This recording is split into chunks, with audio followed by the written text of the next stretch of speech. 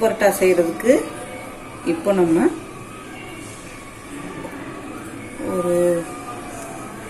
ஒரு கப் எண்ணெய் ஊற்றிக்கணும். எண்ணெய் சூடாகவும் ஒரு கப் வெங்காயம்,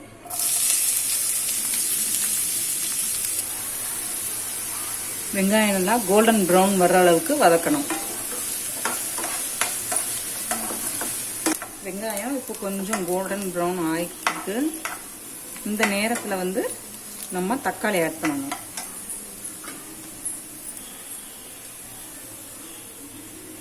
ஒரு 3/4 கப் தக்காளி ஆட் பண்ணணும்.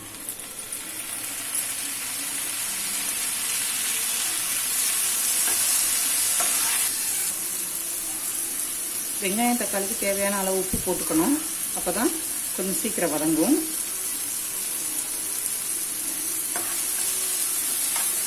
வெங்காயம் தக்காளி வதங்கி பக்கத்துலேயே கொஞ்சம் வந்து கருவேப்பிலை வந்து போடணும்.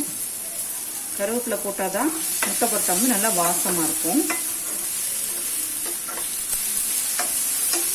இப்போ வந்து ஒரு ஸ்பூன் இஞ்சி பூண்டு பேஸ்ட் போடணும்.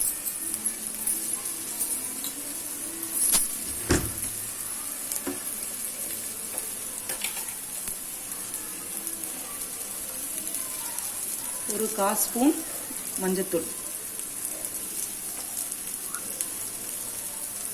ஒரு ஸ்பூன் மிளகாத்தூள்.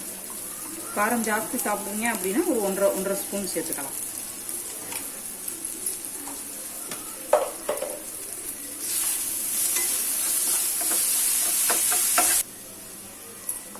இது கூட வந்து ஒரு 1/2 ஸ்பூன் கிட்டக்க கரம் மசாலா போடணும்.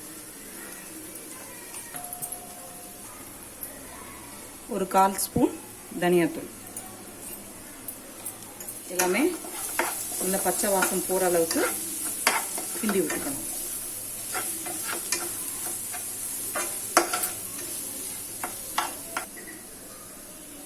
இப்போ வெங்காயம் தக்காளி எல்லாம் நல்லா வதங்கிடுச்சு. இஞ்சி பூண்டு வாடை எல்லாமே போயிடுச்சு. போனதுக்கப்புறம் நம்ம வந்து 3 முட்டை எடுத்திருக்கோம்.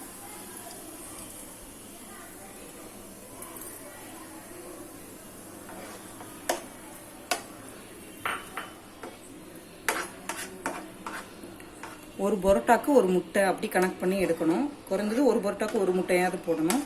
அவங்க விருப்பத்தை பொறுத்து முட்டை ஜாஸ்தி போட்டுக்கணும். ஆனால் குறையா போட்டோம்னா நல்லா இருக்காது.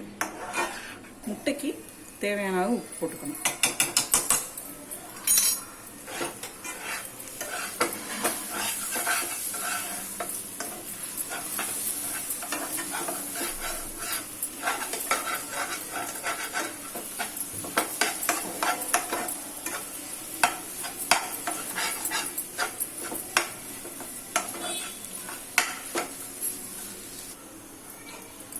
முட்டை வந்து ரொம்ப கொத்தி இது பண்ணிடாம இப்படி மொத்தமாக இருக்கத்துலேயே பரோட்டா வந்து பிச்சு போட்டு வச்சுருக்கேன்.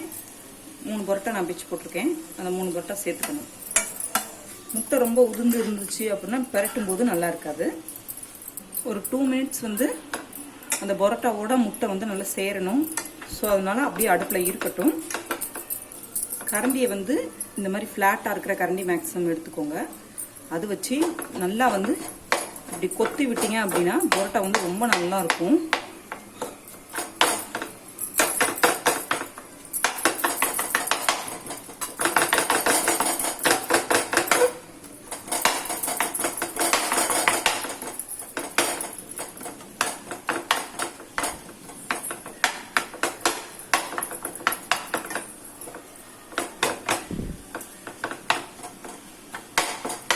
உங்களால் முடிஞ்ச அளவுக்கு சின்னதாக நல்லா கொத்தி விட்டீங்க அப்படின்னா அந்த முட்டையும் பரோட்டாவும் சேர்ந்து டேஸ்ட் வந்து சூப்பராக இருக்கும்.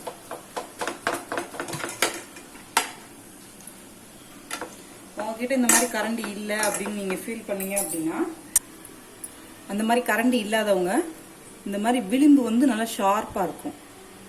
அந்த மாதிரி டம்ளர் எடுத்து நல்லா இப்படி இது பண்ணீங்கன்னா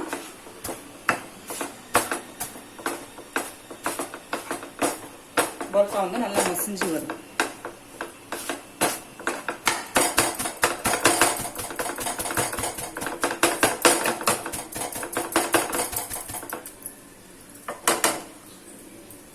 முடிச்சதுக்கப்புறம் கொஞ்சோண்டு கொத்தமல்லி தழை,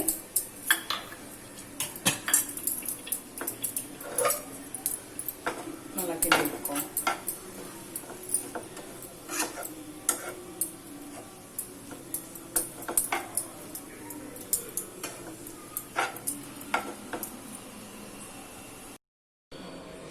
நம்மளோட முட்டை கொத்து பரோட்டா ரெடி. முட்டை கொத்து பரோட்டாவோட மீன் குழம்பு வச்சு சாப்பிட்டீங்கன்னா ரொம்ப நல்லா இருக்கும்.